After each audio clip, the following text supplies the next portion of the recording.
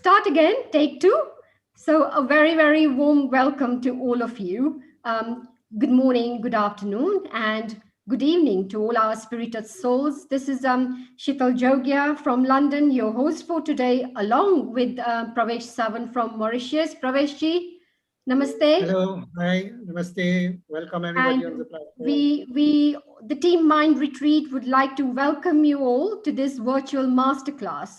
So, welcome to Be Extraordinary, which is our program for today, and a virtual session on mental health under the banner of Mind Retreat with Captain Mehta, mind transformation coach and founder of Mind Retreat. So, the COVID-19 pandemic has made it extremely difficult for those struggling to reach out for in-person help. And social isolation has aggravated feelings of loneliness.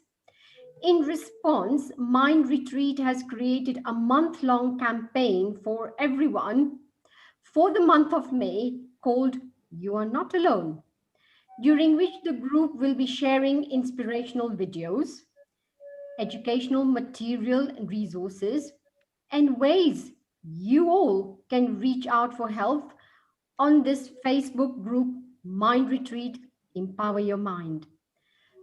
So our guests of honor today are Dr. Rajiv Parekh, and I believe he's not with us at the moment, but we really hope he will join us very, very soon. Dr. Sanjana Seth, Commander Farokh Tarapore, and Sradha Gobin Manna. I extend on behalf of Team Retreat our hearty welcome to you all. And before we deep dive into learning how to paint the canvas of our mind with good mental health, let me leave you with these thoughts and with Captain Pratap Mehta. Thank you, Sheetal. Thank you, Sheetal. How are you all? When I look from my window, it's a cloudy but a lovely day in Mumbai. It's a lovely day. It's cloudy, but a lovely breeze blowing outside. It's a beautiful day. I love such open, sunny, cloudy days.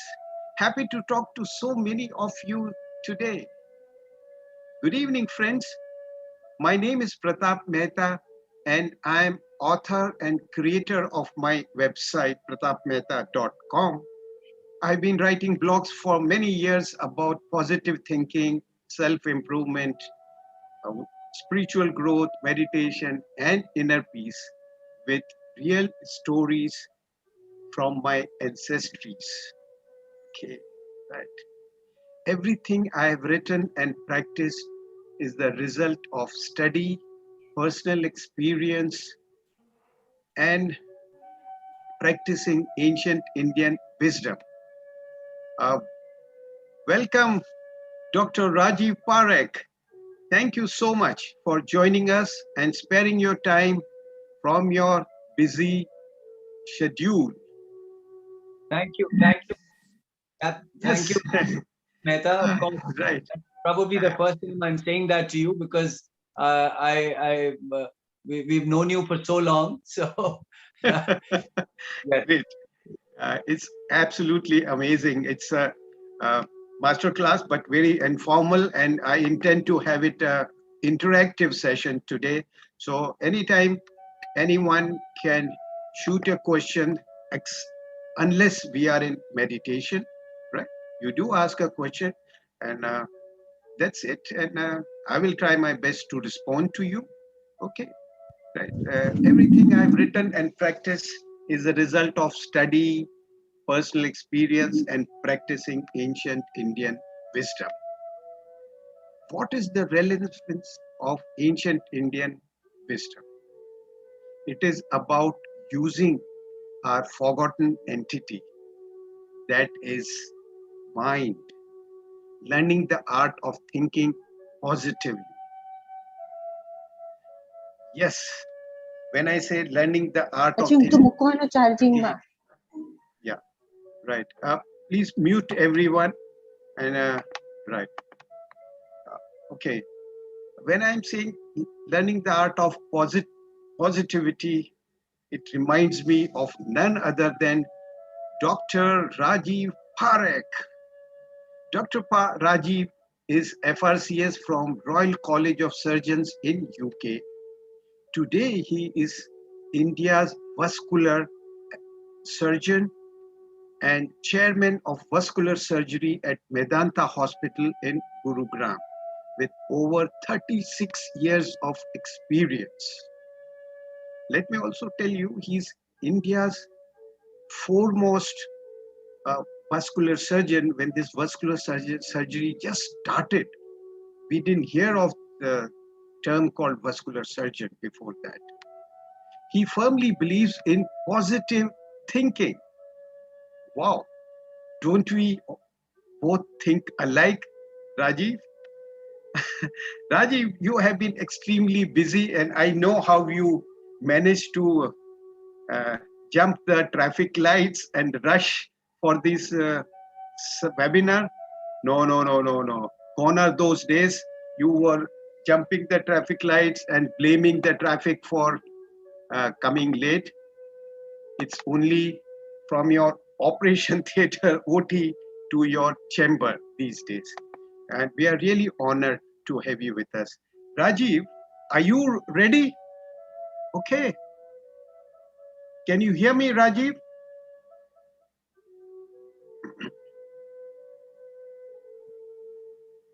Right. So, yeah, you have to unmute, Rajiv. And yeah. Can right. you hear me now? Were you listening? Can you? Yeah, I can Yes. hear you. Yeah, you are good. And Okay. of course, I need not tell you, Rajiv has, since the pandemic started, Rajiv has been live on Facebook every Sunday, sharing his thoughts on how to deal with this thing. So today, Rajiv, share with us how you managed your mental health during this pandemic time. Thank you, Captain Mehta. I think it's a great honor, a privilege to be on your show.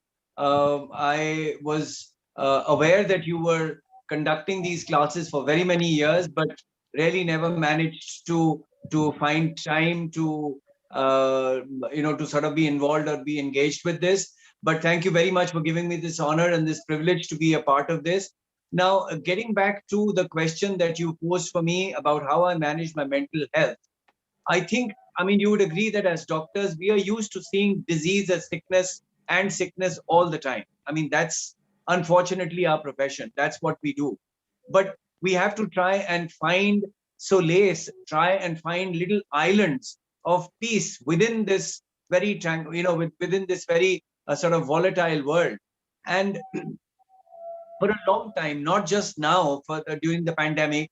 During my training period and otherwise, long time ago, I realized that you have to be at peace with yourself. If you are agitated, if you are always negative, because there is a lot of negativity in the hospital. Nobody comes in the hospital to come and have a cup of coffee or sit in the canteen to have a lunch or dinner. They always come because they are in trouble or in some sort of a situation. So right from the beginning, I have practiced. I'm going to give you a little secret, and what I have been doing is following what I call a mnemonic, which is called BLC. It is B for Bombay, L for Lucknow, and C for Calcutta.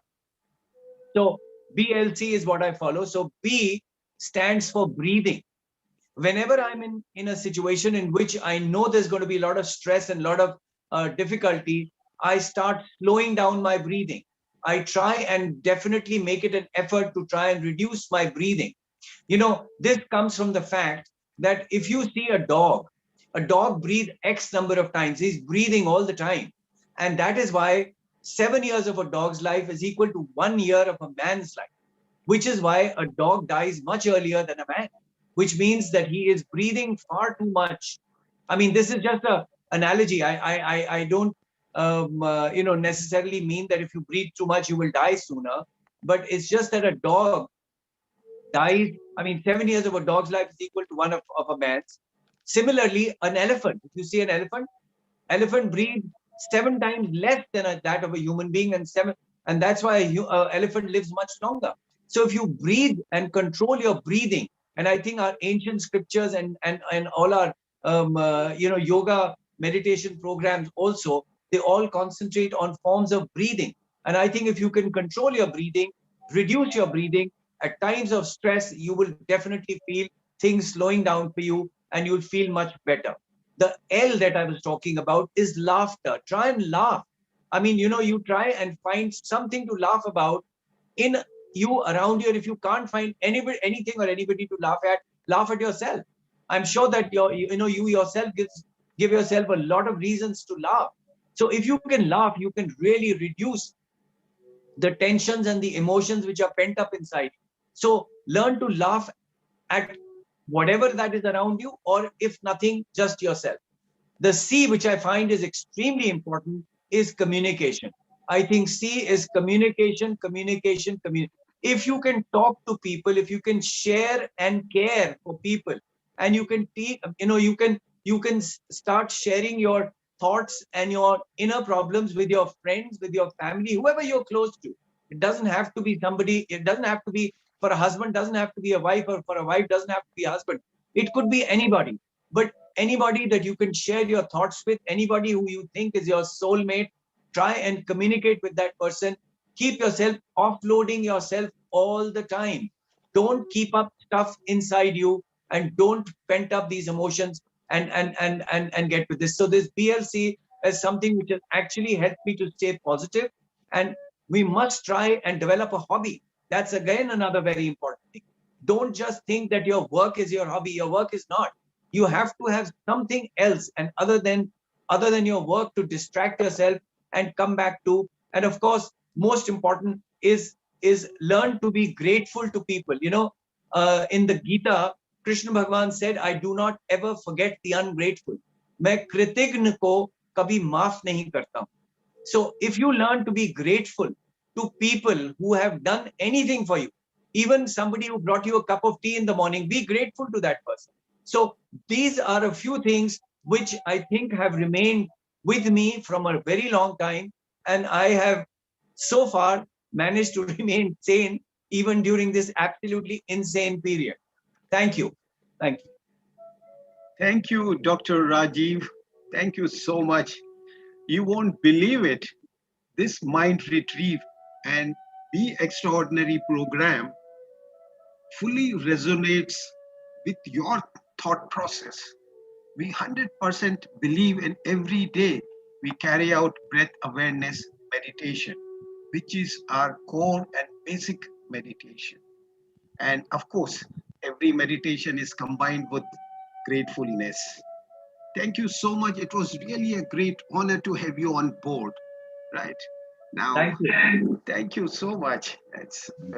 However, to begin with, let me share an inspiring story. A hospital nurse entered the patient's room just 2 hours before the operation theater in London and began grooming and decorating the bouquet kept in the room.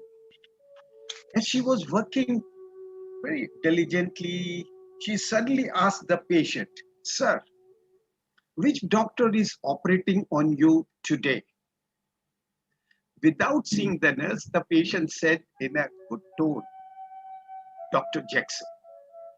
The nurse heard the doctor's name and left her work in surprise and approached the patient and asked, Sir, has Dr. Jackson really accepted your operation? The patient said, Of course, I'm being operated upon by Jackson. The nurse said, It's very strange. I can't believe it.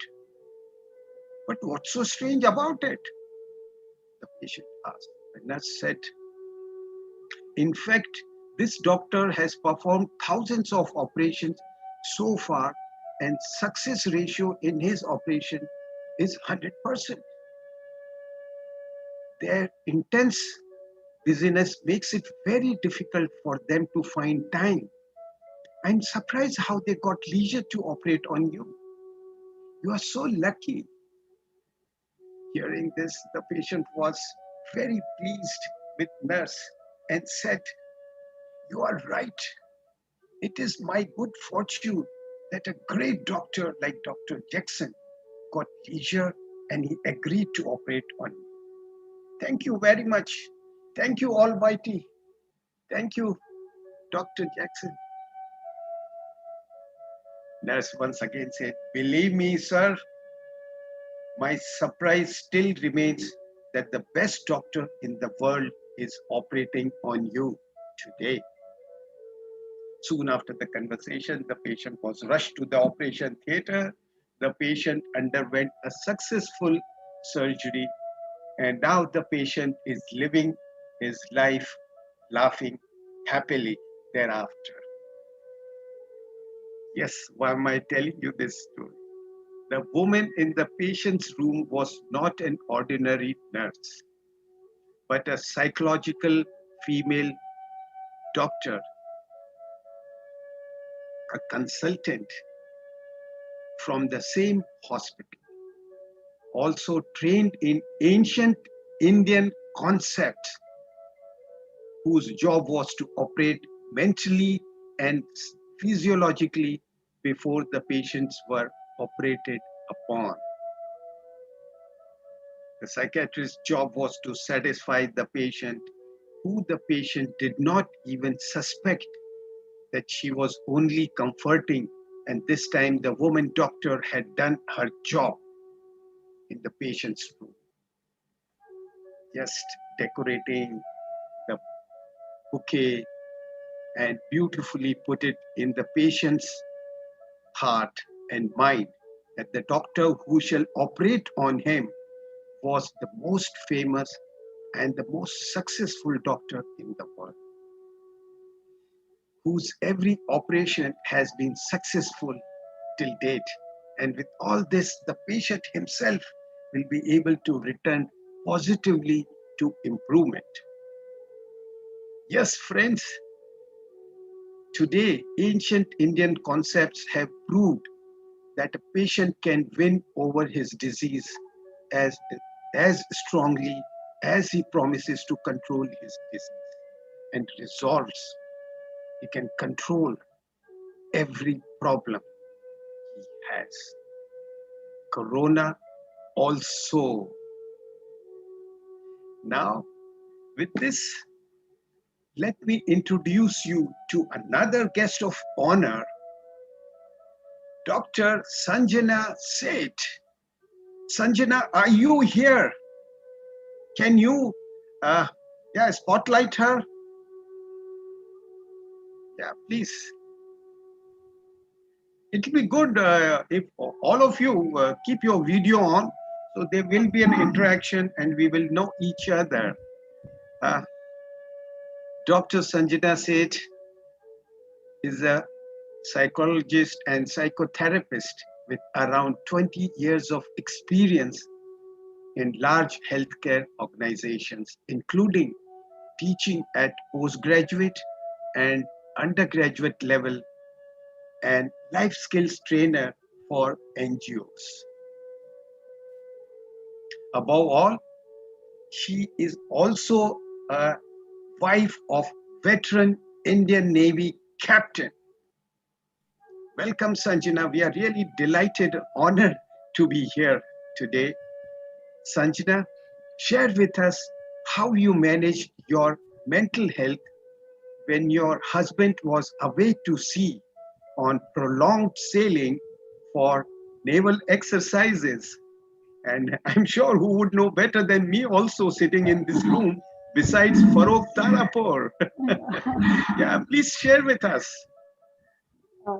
Thank you so much, Captain Mehta, and thank you for having me over on this forum and giving me this chance to share my life experiences, my life journey, and where what I have seen or what you've also seen and what we are all going through, how we can look at it in a little bit more a stronger, better, positive way. So, when you put this question across to me, the first thought which struck me was, it took me back to the time when I was I'll say, freshly minted naval wife and a new mother, a young mother. And then my husband comes over and tells me that, so I'm off for sailing and so-called deployment. And so I said, when do you get back? It's not that he's left, but when do you get back? He said, that I do not know. So I'm just telling you that I'm sailing. And Captain Mehta, the first word that came to me at that time was responsibility. Because I was not only responsible at that moment for the house that I was living in, but for my own self, as well as for the newborn baby that we had. And next to it, then the word which came into me was health. I have to eat better, sleep better, I have to feel better. And then linked to it was the coping, because I had a choice. And though I'm giving you the example from that time, because I told you your question transported me back to those days, but I link it to all along my journey as a naval officer's wife, whenever these situations have come up. So the words responsibility, well-being, coping. And coping, I have a choice, whether I want to just sit and lament about, as to why, where, why, how, and all those kind of things, literally flow in the tidal wave of the thoughts and emotions. Or I can look at a thing in a way which I call problem focused coping, where I looked at focus on the problem per se or the issue per se, and I look at it in a manner, what are my strengths? What are the things in my hand? What are the things in my control? And then I make a schedule, I make a routine where I start, moving. So more than thinking, I look at it more as a behavior activation, because it's very easy to get, swept away in the tidal wave of feelings. Whereas problem focused coping has been, giving me a clearer picture of the things per se. And along with the coping, we live in human beings are embedded in a system where we have a family, we have a community, we have a society. So then you start looking around, the people around you. They don't have to be, the next door neighbor. Even I remember my milkman, my newspaper delivery person, or even the lift person, liftman. So you become conscious, you become aware of people around you. You start bonding with them, you start talking to them, you start sharing your thing. So all along, I've been a caregiver, I have been a care recipient. Equations have changed. So many, things have been coming into the play, including last year's pandemic and, all those things. But basically, the tenets that I have stuck to all along to hang on to my sanity has been, as I said, very, very problem focused coping. And now the emphasis has come on what we say mindfulness, being aware of being present in the moment. And I'm talking about decades back when I started as a youngster, though I may not have known this term so well at that time. But this is what I felt that really, really helps you in any moment, because your life journey, where it's taking you, what's it going to bring in, you do not know. Even the decisions that you take, you will not know. The responses that you give are in your hands. How you react, how you respond, there is a difference. So I have been trying to follow these few basic tenets of responsibility, of positive problem focused coping, of mindfulness, of looking at my strength, and of bonding with people around me. Because one is my own inner resources and the other are my extended resources, which are external. So a small summing up that, keep the reins of your mind in your hand, because the minute you let go of it, then it's like a horse, which, the reins have gone somewhere else. And I think we'll all do good. It may not be easy because, individual traits, personality, and all comes into the play, but definitely it is possible. Thank you. Thank you, Sanjana. It was a great learning, particularly from a naval officer's wife point of view. And they go out for a prolonged period of sailing, and one doesn't know what happens at sea, in the high seas, ocean. You are not in communication. And particularly the days when I joined, there was no question of any communication. And particularly for the maintaining security, we don't even permit anyone to communicate. You can imagine what would be the life of a wife who is either carrying the child and not able to communicate with her husband. Thank you so much, Sanjana. And I'm so delighted to know you have been both a caregiver and care receiver. And you also talked about the coping up with the situation. That's right. And coping up is nothing but your resilience, your inner power. And definitely, we really resonate with each other. And I am going to talk about inner power, inner energy little later. Really honored to have you, Sanjana. Thank you so much. Friends, with this, we move on. And the ancient Indian concepts and paradigms relating to mental health are holistic and cover aspects that have been neglected by the modern mental health literature. The current trend in mental health research is heavily biased in favor of biological aspects of physiological phenomena, neglecting the basic entity, the mind. Right. Here, in the next 60 minutes, we shall see how mental health can be taken care of by nourishing your mind. Even before the COVID, we were living the life of emotional dependence, where we blamed people and situations for how we are feeling. There was even before the COVID, right? We would say, I'm angry because of so and so, I'm irritated because of so and so, I'm upset because of so and so. Everything we felt there was because of something outside us. Then came the global crisis. Together, we said, fear and anxiety is normal. The crisis was global, but we created a global emotion. We labeled that emotion as normal. So the message we were giving away to society that it is challenging time. Every word used has energy and emotion. So more fear and anxiety became common. Then came lockdown, which is something we were not used to, living 24/7 together in small houses. Also, we had to manage children at home since they were not going to school, already with depleted emotional state. As it is not easy to live tighter and together 24/7. And these were the new situations that have been developing every day. But when you are living together, not in your best emotional health, that's when it becomes tougher.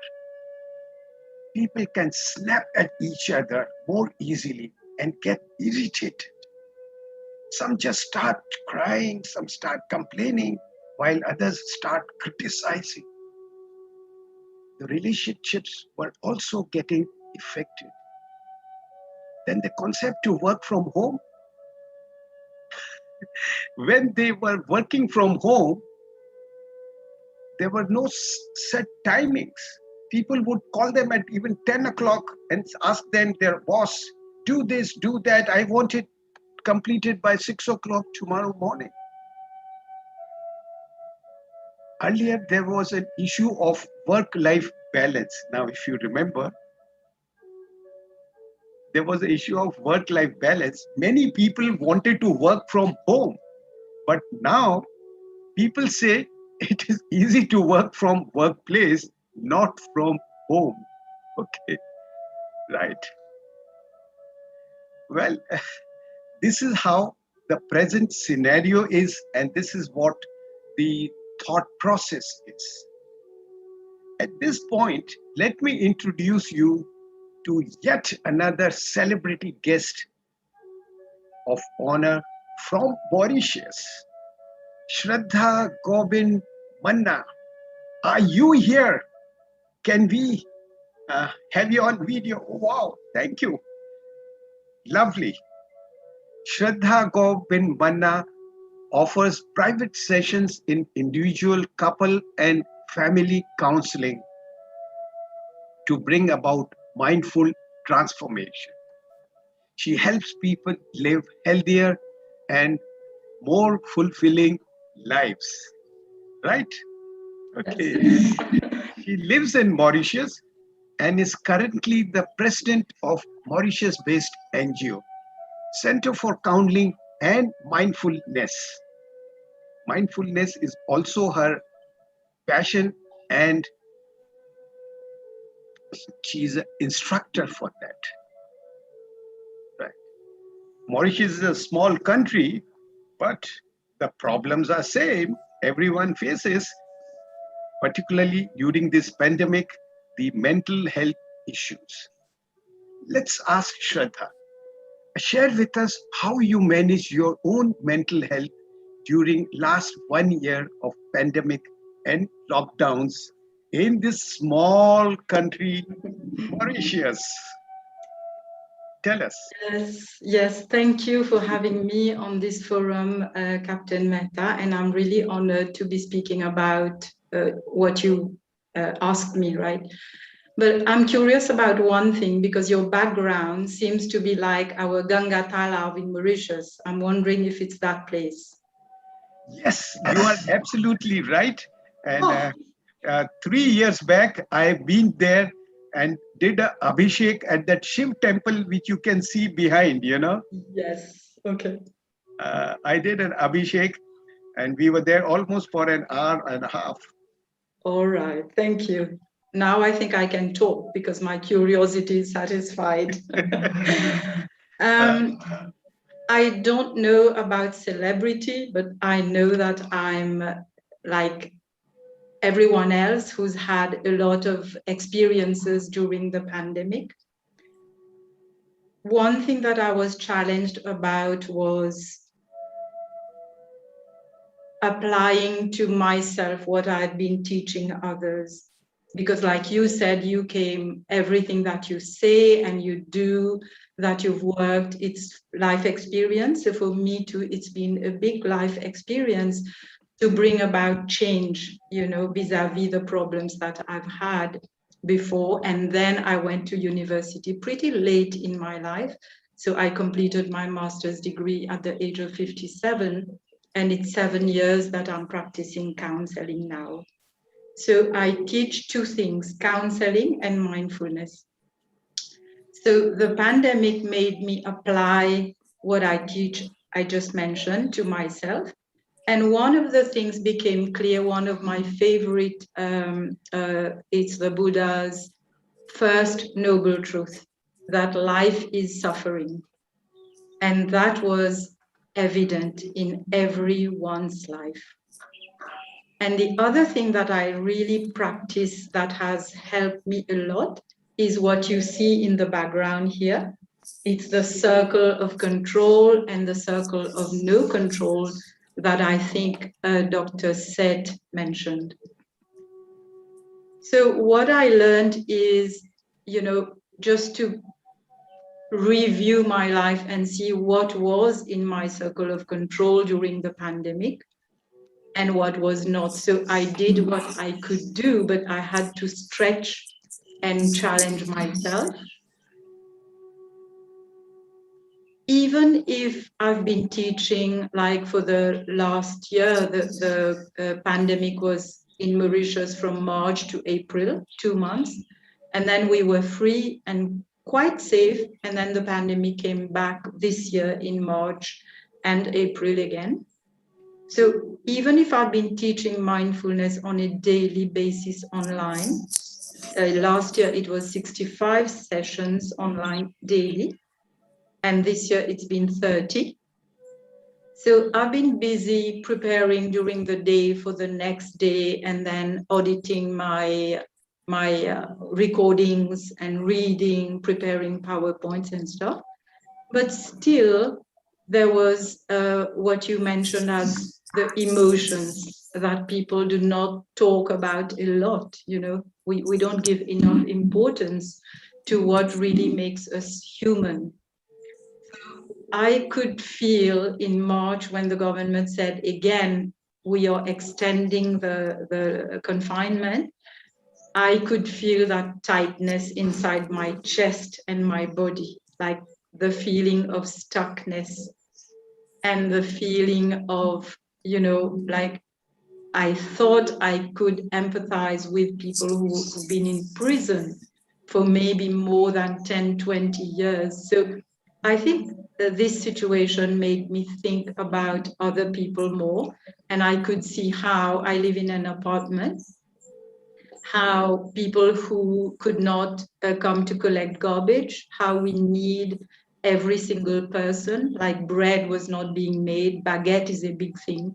The French baguette in Mauritius is a big thing. We could not have that for breakfast for a long time. So I think another difficulty that I lived was, you know, my thinking about money. Like I had money in my pocket, but I had to go to the supermarket and I had to stand in line for 4 hours.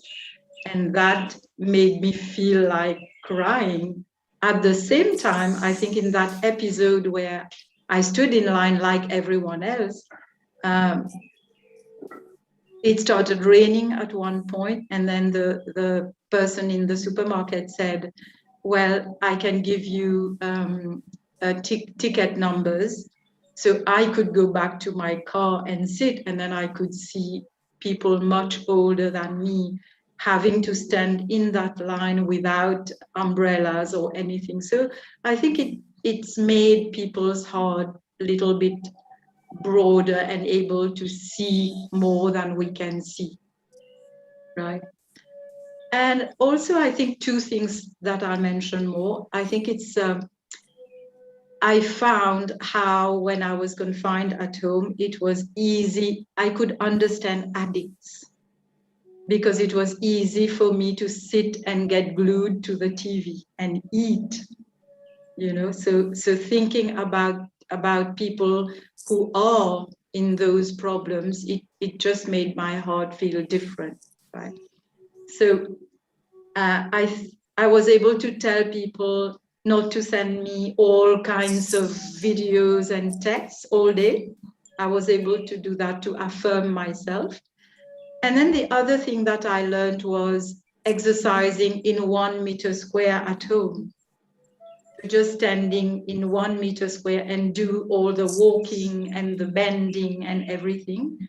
And of course, Surya Namaskar was part of that. I think all these things kept me healthy, but at the same time, I think I'll be able to understand my clients and my students more, right? And this year, what was interesting is someone asked me to join a laughter yoga class, and I said to myself, I'm not going to laugh just like that. And then I stretched and I joined that class, and I just enjoy it, which I did a month ago. So I'm really happy to have been able more so to stretch myself, you know, beyond the things that I'm used to doing. And I think this lesson I'm going to keep throughout my life and continue to teach people about how to keep the lessons that we learn in our life, because we don't know anything at all. You know, the uncertainty part is the thing where we all need to keep such an open mind that any come what may, I should be okay in that. Thank you. Thank you. Thank you, Sradha. Amazing. You really poured your heart out about your emotions during pandemic, and I must say I fully resonate with you that uh, we have the money with us, but we have to go and stand in queue because the time slot available for that shop or the mall to open is very limited. You are confined to your house, and within that 1 square meter, uh, beautiful. Thank you so much for sharing with us, and once again, delighted and honored to have you on board. Now, let's moving on and taking off from where Sradha has left. Let me share a quote from Sister Shivani. Yeah, right. So, lot of new situations to which we have to adapt. We need to accept it as new norm, and it is not going to go away tomorrow. So people are in emotional and mental dilemma. Actually, it is emotional immunity system that one has to build up also, for which you need to energize your mind on a daily basis. Absolutely wonderful. Sister Shivani, we fully agree with you. And that's what this whole program is, to energize, learn to energize your mind and be an extraordinary person. And friends, as said, this is the new norm and we need to adapt to this thing. The key thing to remember is that the mental state has awesome power and you can control it. You don't have to be at the mercy of whatever comes your way, right? With this, uh, let's do a small meditative exercise. Friends, are you all excited? Right. Okay, so get ready. Yeah, let's take a baby step to learn these techniques. Uh, right. So just follow my instructions. Right. Please, everyone, keep your audio muted. And Pravesh, please take care. Uh, think of all the events that have taken place in last 24 to 48 hours. Your ideas, thoughts, interaction with the family, friends, known, unknown people. They could be positive, negative, high pitch interactions. They could be anger, frustration, hate, doubts, attachments, craving. So think of the events that have taken place in your life in last 24 hours. Okay. Sit comfortably in your chair, not so comfortable to fall asleep. Okay. And gently close your eyes. Since eyes are closed, you may remove your spectacles, listen to my instructions and follow them. So, friends, I hope you are all ready. Okay, so let me begin. Yeah, adjust your sitting, and during the small 10 minutes meditation, you are not going to move. Keep your body immobile. Take a deep breath. Inhale, hold, exhale. While exhaling, visualize all negative energies going out. Do it 3 more times. Take a deep breath. Inhale, exhale. Right. Repeat after me in your mind.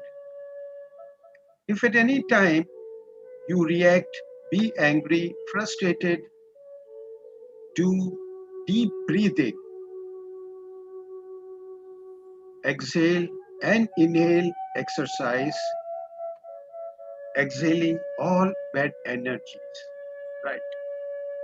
With this, we begin, and Observe all obstacles like fear, negative thoughts, anger, unable to heal, grief, frustrations, any doubts, any challenges that you have had in the last 24 hours.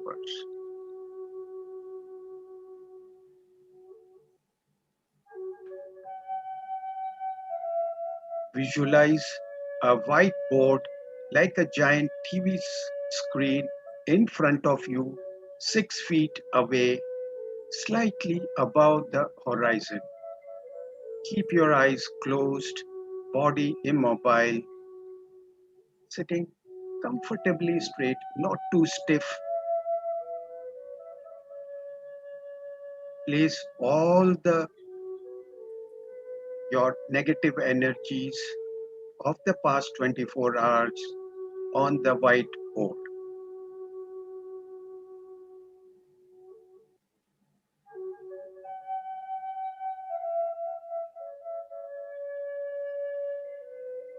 Keep seeing those things on the whiteboard. Pick up a duster with your right hand, extend from the right side, bring it to the whiteboard and erase it with your right hand, throwing out dirty energies in the space. These are done in subconscious state of mind, that is alpha state. We are now leaving behind negative thoughts. Let go. Now develop right thoughts of loving kindness in your thoughts,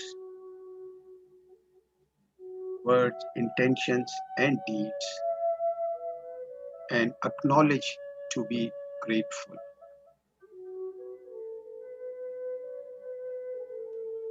Feel whiteboard being cleaned of dirty energies.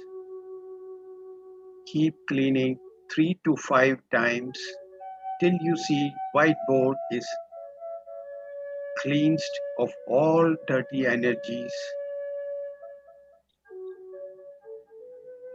Cut that umbilical cord between you and the whiteboard. Cut, cut, cut. Gone away, gone away. Now, do the right thing. Do not react. Whatever be the situation, think before you respond. Do not criticize yourself. Do not be in guilt mode. Keep emotion aside. Be non-judgmental. Generate energies of kindness, non-violence, non-judgment. You are now provided with everything good with your honest and good intention.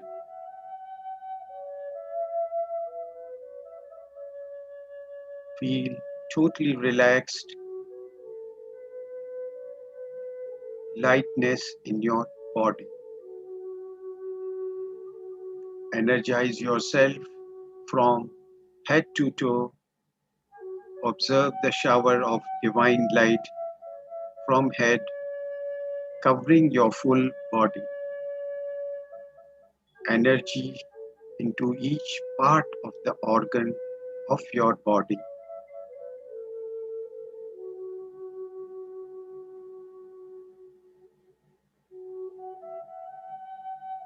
We now express our gratitude.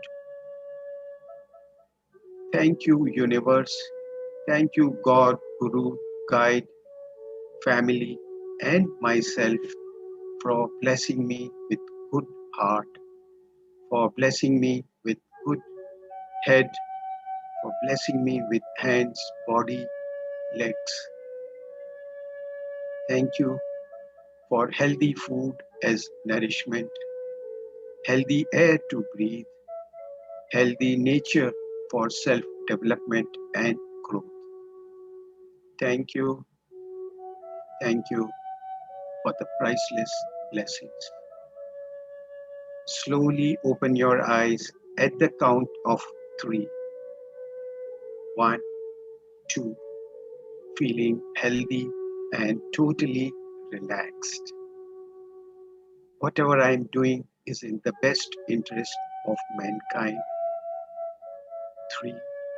Open your eyes slowly, gently, and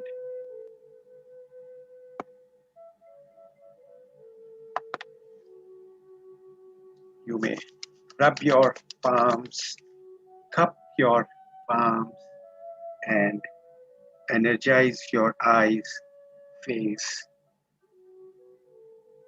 Tap your body, tap your neck, tap your shoulders, arms, chest, abdomen, back, and right up to your toes. Right, friends? Let's have it in our chat box. How was your experience? Come. And Sheetal, if you are around, do me an honor to read the important experiences that you see here in the chat box. Yeah.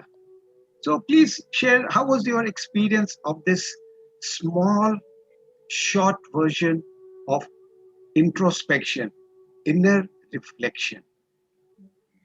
So, Murthy says, excellent.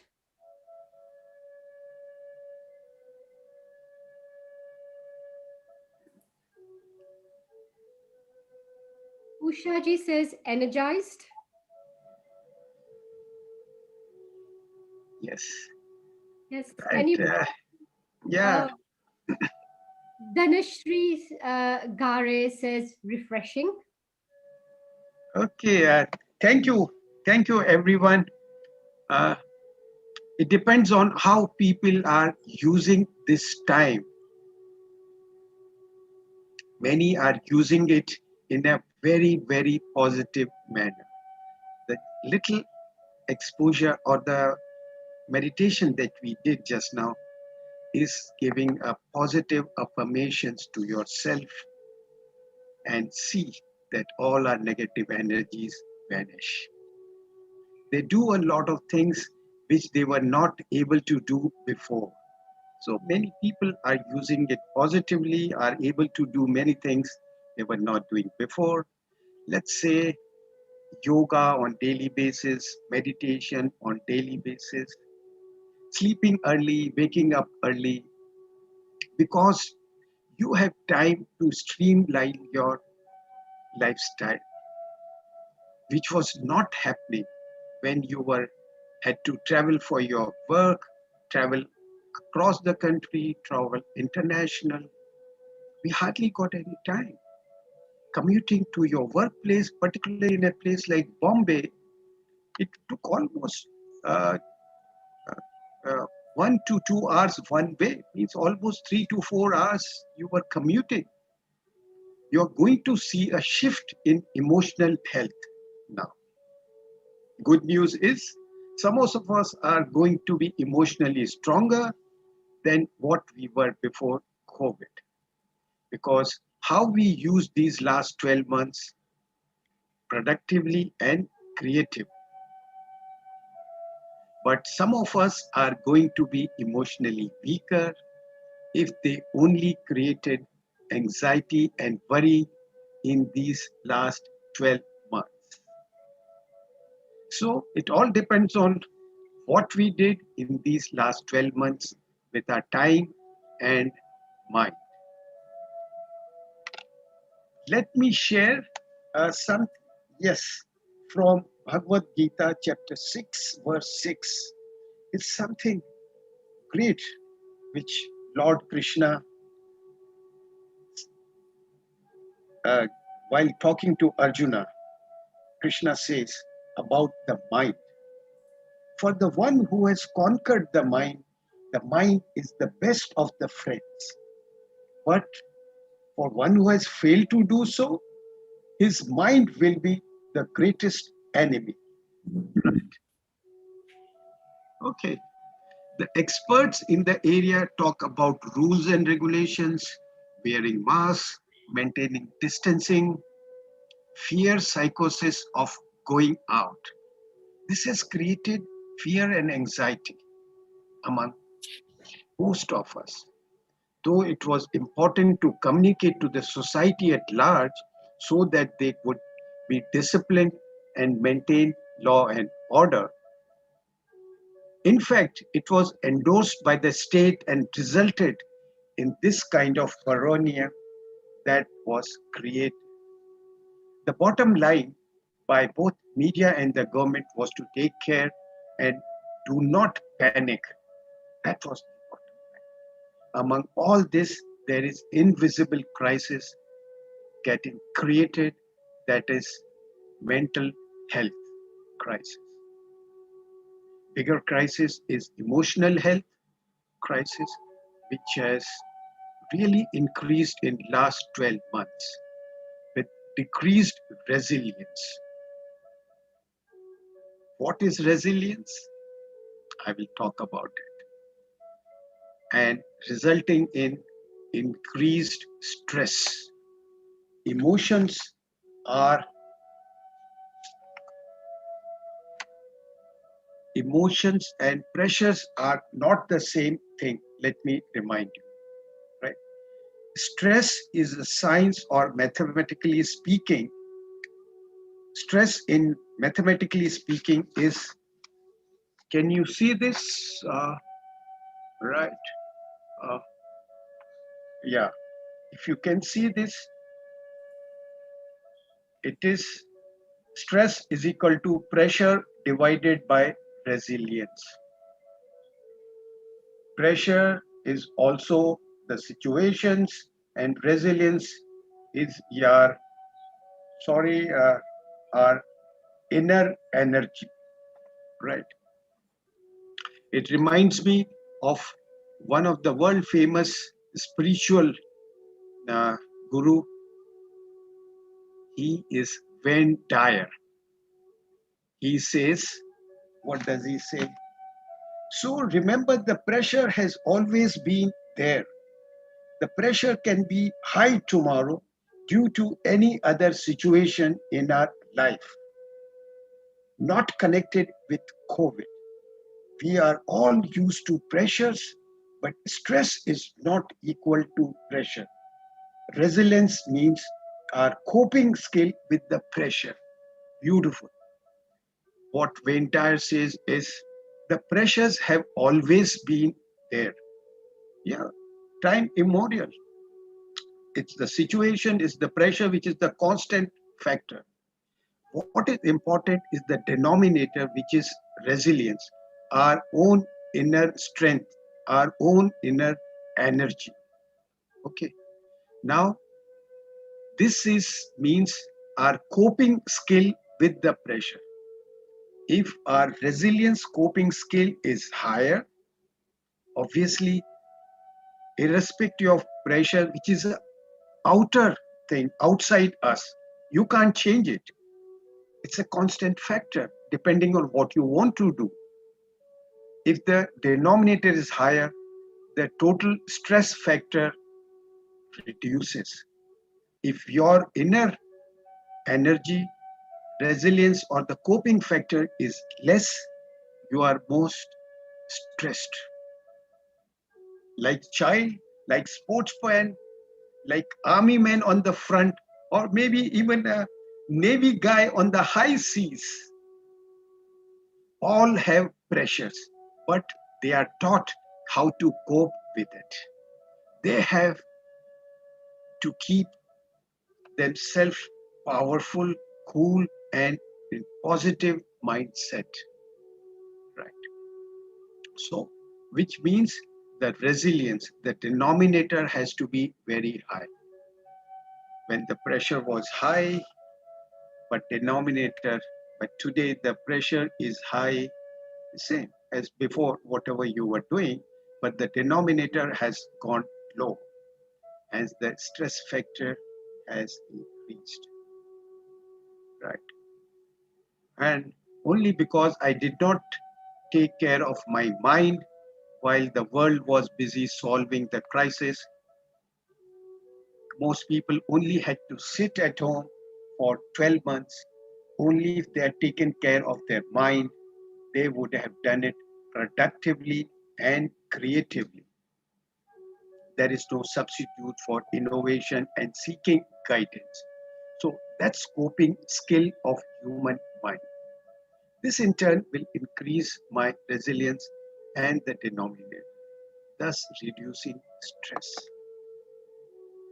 At this point, let me introduce to another guest of honor, who is both a military man and an outstanding sports person.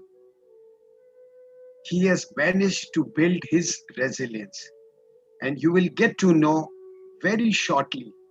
Commander Farokh Tarapore. Sir, are you here? Very much, yes. Yeah, okay. Thank you. Commander Farokh is a celebrated sports person, and we are really delighted, honored to see you amongst us. He has a bag full of awards under his belt. Can you guess? I was totally amazed, and I know him for nearly 40 years now. He is 2 times world champion in yachting, that's sailing. 2 times world champion, 5 world championship medals, 5 Asian Games medals. I think the list will go on, but most important, let me mention, he is Arjuna Award winner. And you know, after post-retirement from the Navy, what's he doing? He's a nutrition and business development counselor in Mumbai. Am I right, sir? Yes. Okay. Farokh, please share with us how you managed mental pressures doing your world championships in yachting. And everybody is eagerly looking forward to listen to you. Yes, Thank you, Farokh. sir, for the kind words. And basically, to answer your question, I think instead of giving Gyan for the next few minutes, I think I'm going to share with you a personal experience. I go back to the first Asian Championships that we were sailing. It was an event which had 7 races, out of which you had to count 6. You could afford to discard 1 race. And at the end of the 6th race, we were leading in the series, but our opponent was not very far behind. And we had already sailed one of our discard races. So it was important for us that the last race result should count. And to cut a long story short, the final equation was that if my opponent won that race, I had to be at least 3rd in that race to win the overall championships. Now, there was a lot of anxiety and we went into the race, but things don't happen normally as you plan. And all of a sudden we realized that the opponent had a few friends amongst the participants who were willing to compromise and sacrifice their position, and they came and crashed into our boat. And our boat got filled with water, and we were really in a bad position at the starting line. So when we reached the first windward mark, that means the first leg of the race, we were last. And our opponent at that time was coming first. Now I'm talking it's the fleet of about 30 boats. Yes. But that's not important. The important thing was that because they had done these bad things, we were not only last, but the distance between the second last and the last, that was my position at that time, was equal to the distance between the first boat and the second last boat. So we were not only last, but we were like double last. Okay? So and we knew that if we did not finish third in that race, we would not win the championships. Now, you could call it naivety, or you could call it, ignorance is bliss, or whatever it is. The thought never passed my mind that we won't make it. And we started thinking of how to do. And by the time we reached the second leg of the race, we were still about last, but a little less last than before. Okay.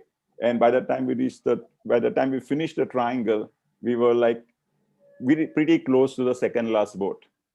Now, at that time, there was a little help from the gods above. Okay. A little puff of wind came from the back, and we sort of narrowed that huge gap that existed between the second last and the last boat. And what happened was that all of a sudden, in about 10 minutes, the wind came up and it died. So the sea became extremely choppy, okay, and there was no wind. Now, this needed extraordinary talent to maneuver your boat through this, wake condition. And we went from that, on the fourth leg, we went from being last to seventh at the next mark. And the next leg, we reached fifth. And as the wind was dying, we knew that the race is going to be shortened. So we knew that it's not going to be, another leg to cover up. And we finished that race third with 1 second ahead of the fourth boat. Now, why am I telling you this story? Because just imagine the gap that separated the gold and the silver medal at that time was 1 second. And had we wasted that 1 second in thinking negatively that, we're not going to make it, we would have probably lost that precious second and finished fourth, and ultimately would have lost that gold medal. Now, the prize distribution went on and everything was good. And after that, a few participants came up to me and said that, you guys sailed a good race, but you guys were lucky.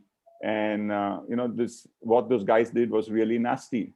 And my immediate, spontaneous reaction was, I think I need to really thank those guys, because what they did today has taught me that you must always, if you want to win, you always got to be prepared to face the unexpected. Expect the unexpected to happen.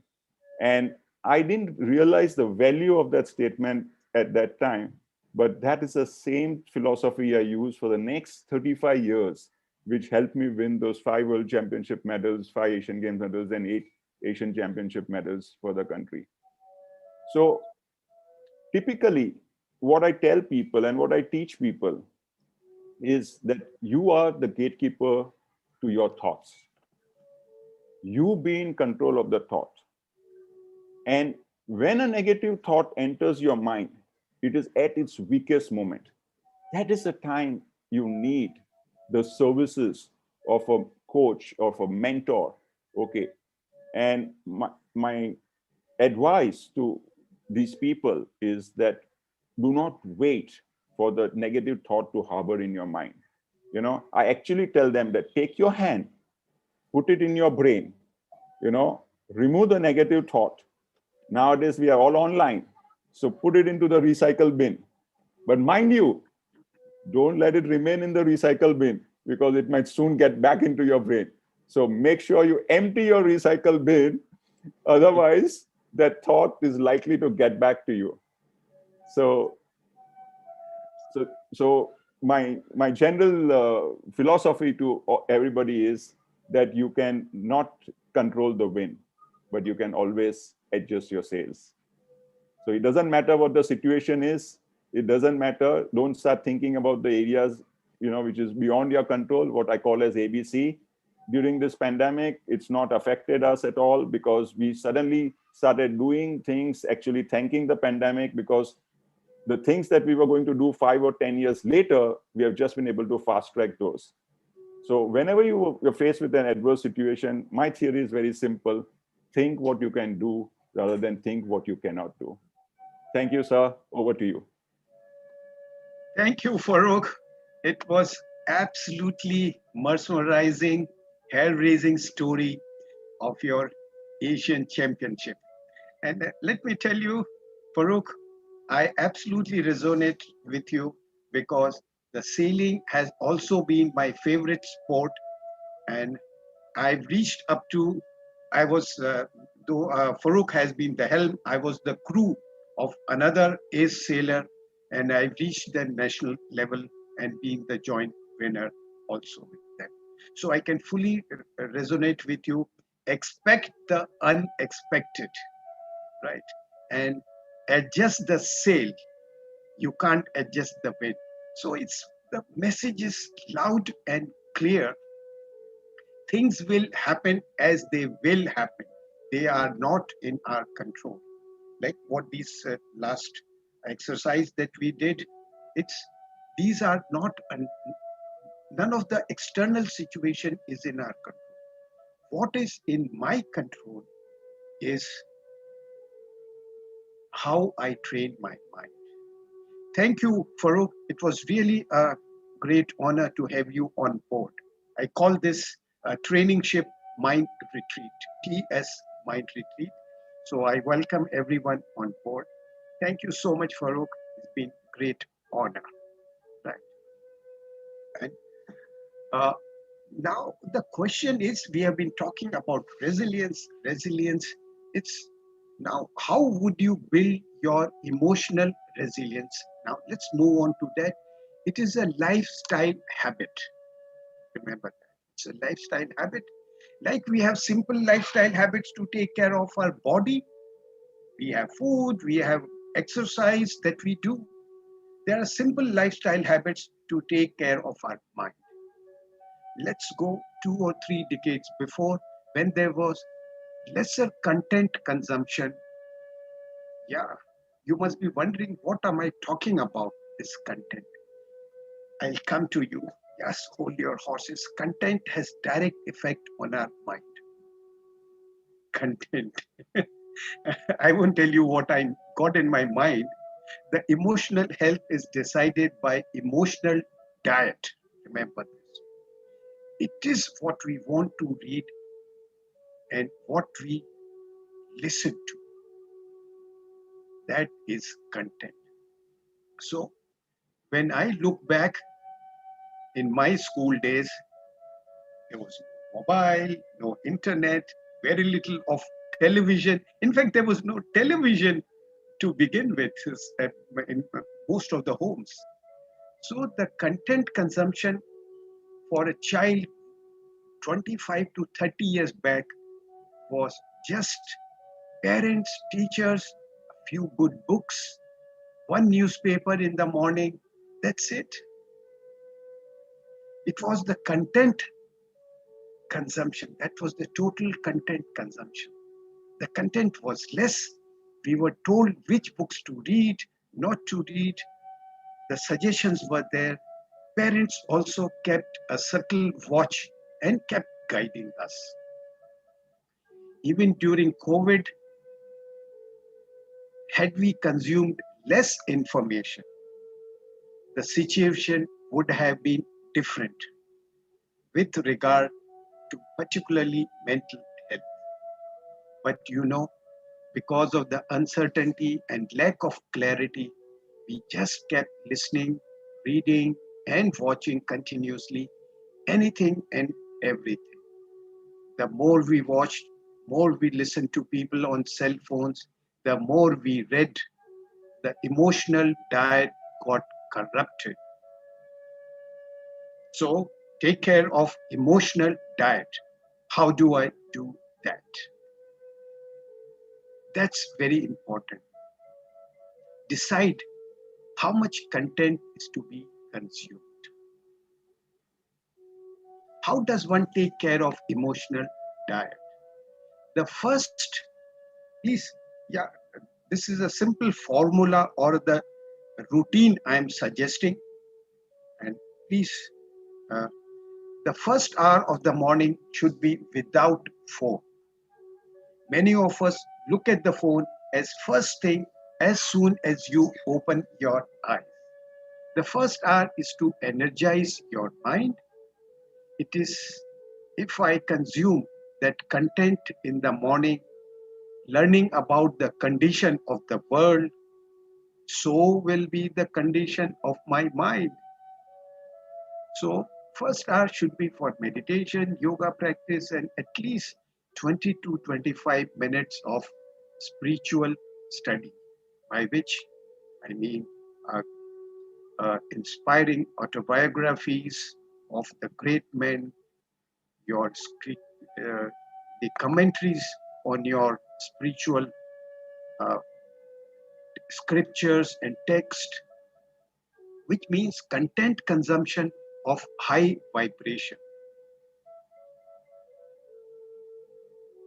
means good emotional diet. It is like if I have to be out whole day, I will take a good breakfast and then leave my house. Therefore, similarly, the first 1 hour should be a good breakfast for your mind. The first hour and the last hour before going to sleep are most important for our mind. The first hour content will affect our day. The last hour content will affect my night. If you look at the news channel, early morning and late night is the highest viewership and the TR. And that's where we are going wrong with our time. And of course, those guys are encashing on your follies.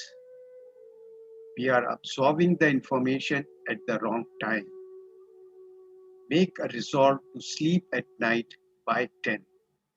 There is a specific reason, and I will not go into depth. That reason is circadian rhythm, which all of us have. And there are, in that these 24 hours, there are times when melatonin is created in our brain, which helps you sleeping. If you disturb your sleep pattern, then obviously you face insomnia. There is a right time to do everything. So night 10 to 5 is the best time to energize the mind and body. 2 hours before sleeping, we should disconnect from our work, the cell phones, the televisions, because mind has to slow down before sleeping. Our mind is in the beta state during daytime and awake, and it's in the hyperactive state. But while sleeping, it slows down to delta. But you can't go from beta to delta suddenly. Beta to alpha to delta. You just slow down your mind gradually. What you are doing today is just checking your emails, messages, social media. So the mind remains stimulated. Even when you go to sleep, your body is sleeping. So we have sleep-deprived crisis in the world today. The binge watching of television or net or social media is pure mind abuse. Keep energizing your mind throughout the day, like how we charge our cell phones. We don't forget to charge our cell phones. So let's take a resolve to keep energizing our mind throughout the day. Live life of mindfulness. Live life of mindfulness. Be alive to self-awareness. Don't keep reacting to situations and people. We react because we believe that people and situations create our thoughts and feelings. Right. Now, the question is, mindfulness is being self-aware. Now, let me quote from S.N. Goenka ji of Vipassana fame. Self-awareness comes from breath awareness. Respiration has a lot to do with mind and mental contents. As you observe the breath, a thought may arise, maybe a thought of the past or the future, and you react with craving or aversion. Perhaps anger arises and you notice, look, anger has arisen. Right? It is because of breath awareness you will get to know all these things. As a result of this anger, the breath loses its normalcy and becomes slightly hard, slightly fast. When this particular anger subsides, you notice that the breath becomes normal again. So this breath is strongly connected to your mind and your mental impurities. That is what our first guest, Dr. Rajiv Parekh, had strongly advocated. Awareness of your breath. He said three things: BLC, breath, laughter, and communicate. Right. And each of our guests of honor have reiterated these fundamentals. So, if you are aware of your breath, as a result of this anger, the breath loses its normalcy and becomes slightly hard, slightly fast. When this particular anger subsides, you notice that the breath becomes normal again. So the breath is strongly connected to your mind and your mental impurities. After the mind calms down, one starts experiencing something else every moment throughout the body, in every particle of your body. Some electromagnetic reaction and biochemical reaction continuously takes place, and it varies depending on the pace of the breath or otherwise. So let's do another quick exercise on breath awareness. Right? One starts with the attention at the entrance of the nostril. One starts feeling the sensation on this area first, the area above the upper lip and the nostril. They can manifest the breath entering nostril can manifest in variety of ways, like heat, perspiration, throbbing, pulsating, vibrating. All these kinds of sensations may come there. All that you have to do is observe natural breath as it is. Okay. So all excited to do another short meditation? 5 minutes, right? Sit comfortably in your chair. Gently close your eyes. Listen to my instructions. If you miss many, it's okay. Maintain cheerful disposition. Take a deep breath. Inhale, exhale. Do it 3 more times.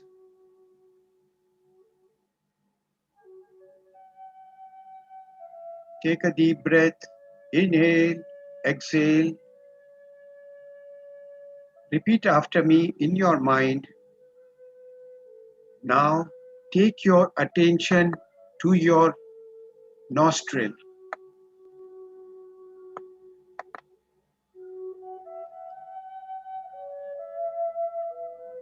Observe every breath coming in and going out as it is. You are not to make effort to breathe. Breathing is a natural process. Just observe every natural breath going in, coming out. Objectively, हर अंदर जाती हुई, बाहर आती हुई सांस को नासिका पर साक्षी भाव से देखें, दृष्टा भाव से देखें.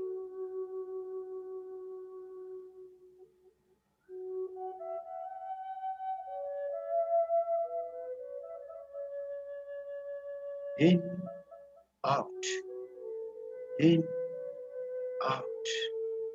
If it's long, it's long. If it's short, it's short.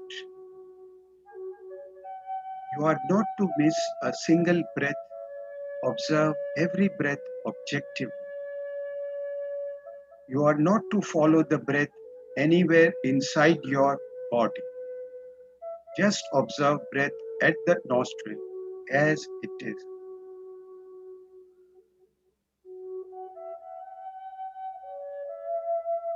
If it's warm, it's warm. If it's cool, it's cool.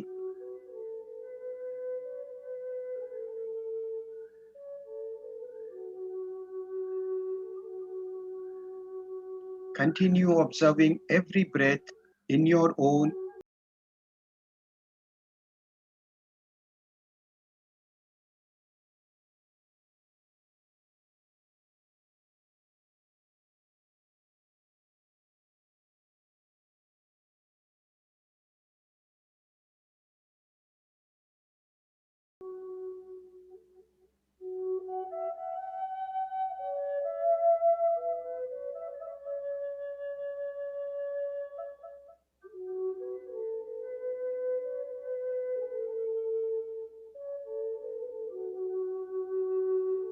in case your mind wanders and may wander from time to time, just increase the pace of breathing intentionally slightly more for a couple of breaths.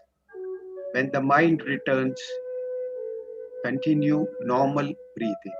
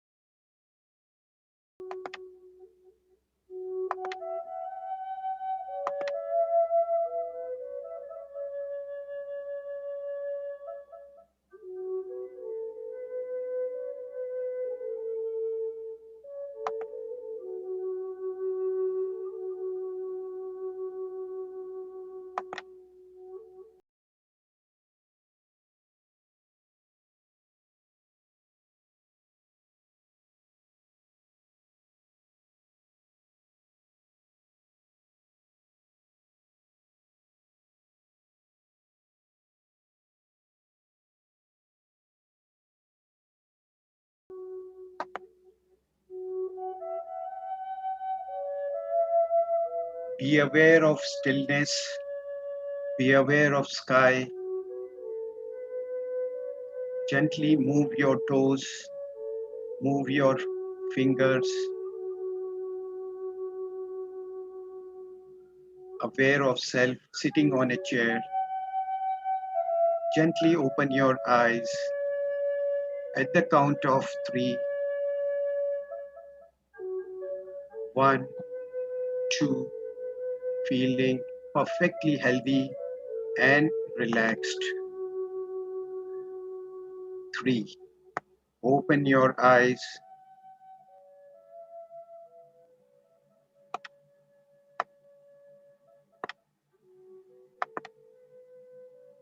When comfortable, open your eyes, be wide awake, rub your hands, energize your body from face to toes.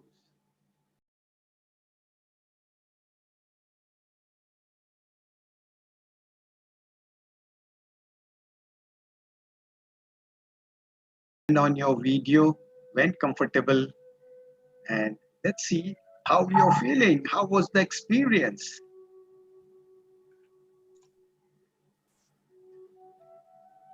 For any meaningful benefit or change in your behavior, you need to practice this daily. This is your emotional diet. You need to practice consistently. We don't react, but we respond to a situation. You will achieve this when there is a continuous practice of at least 4 to 6 weeks. It will take time to turn around. what we have been already used to. When you start living a life of awareness, you learn to choose when to remain silent and when to respond. I will conserve my energy. People may be working differently, but I will choose my behavior and respond appropriately. That is what is self-awareness. You are more confident. You are more aware of your strengths and weaknesses. With the help of strengths, you can set your goals, targets, and achieve what you want to. What you want. Thank you, friends. I hope you enjoyed it. Yes. Sheetal, how are you feeling? I'm still reeling with the with all the meditation, and I'm just trying to reflect back to what our distinguished guests have said, during this session, and all the insights that they have given us today. A lot of takeaway points for us. So I would just like to thank all our distinguished guests today for being with us, and giving us such lovely advice and tips on how to make our mental health and mental well-being much better, and basically how to build resilience in ourselves, and how to live life to the fullest, basically in these unprecedented times. So thank you all again, and I really hope our participants today have enjoyed the sessions. Now, I'd just like to make a very quick announcement, please, if you would like, you will allow me to. So, to our spirited souls, um, we would like to offer Guru Dakshina to our teacher, to our Guru, Captain Pratap Singh Mehta, once a month as a mark of gratitude, and for all the knowledge that he has been bestowing on us for the last 3 to 4 months. So this is something that we would like to offer to him as a mark of respect. So what I'm going to do in the next minute or so is post a link for our participants who live in India, and this is his Insta Mojo link, where you can voluntarily give Guru Dakshina, and this is anonymous, and it is completely voluntary. And then for participants who live outside of India, there's account details which I will post in the chat box as well in the next couple of minutes. So, like I said before, this is just as a mark of respect, and it's voluntary. And if you would like to offer something, then please do so. And on this note, I will say thank you again to all of you. So I'm just going to post this information on the chat box. Right, friends, thank you, Sheetal. Before we close, I would like to sum up and give you the plan of action. Friends, this is our ancient Indian wisdom, the ancient Indian concepts and paradigms relating to mental health are holistic and cover aspects that have been neglected by the modern mental health literature. Right. And in a true sense, a psychologist, psychiatrist, or a caregiver, as a caregiver, you can use these techniques to upgrade the emotional and mental health of your patients, of your clients, of your near and dear ones. Maybe the elderly in the house, maybe the children in your house. Here are a few things you should do to begin with, apart from your basic safety protocols shared by the doctors and the government about the COVID-19. Do follow them, all the protocols as advocated by the governments, the doctors. In addition, breath awareness meditation. Start regular practice of breath awareness and mindfulness meditation to raise energy level of your mind. Law of attraction. Start living in gratitude. Count your blessings. I'm sure you have heard that likes attract like. If you are living with fear or you are scared, you will attract virus more in your life. The emotional frequency of fear is very low, and so is the frequency of COVID virus. So the likes attract like. Remember. The next thing is your content control.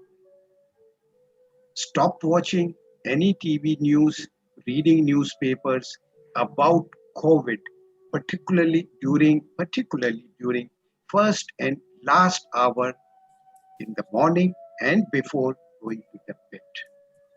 I'm not saying throughout the day. Throughout the day, if you can resist watching, it's good. It's lockdown, anyway you're contained, you're inside your home.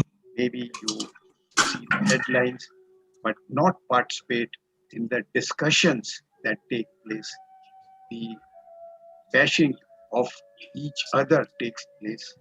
Avoid that. And more importantly, lastly, about your cell phones. When you get up in the morning, first 1 hour is a break. No cell phones, no social media, no WhatsApp or WhatsApp in the first 1 hour when you get up. So, and stop discussing COVID impact with your friends. What happens is you are sitting in the closed four walls of your home and a phone call comes. How is the COVID situation in Bombay? My God, for last 15 days, 1 month, 2 months, I haven't left my home. Maximum I've gone is for my morning walk and back. And how would I know what is the COVID situation? All that I'm narrating is from the TV news or the WhatsApp messages or the social media messages which I know. And they are well known to the other person also. But we enjoy sharing such COVID impact news with our friends and families and with anybody.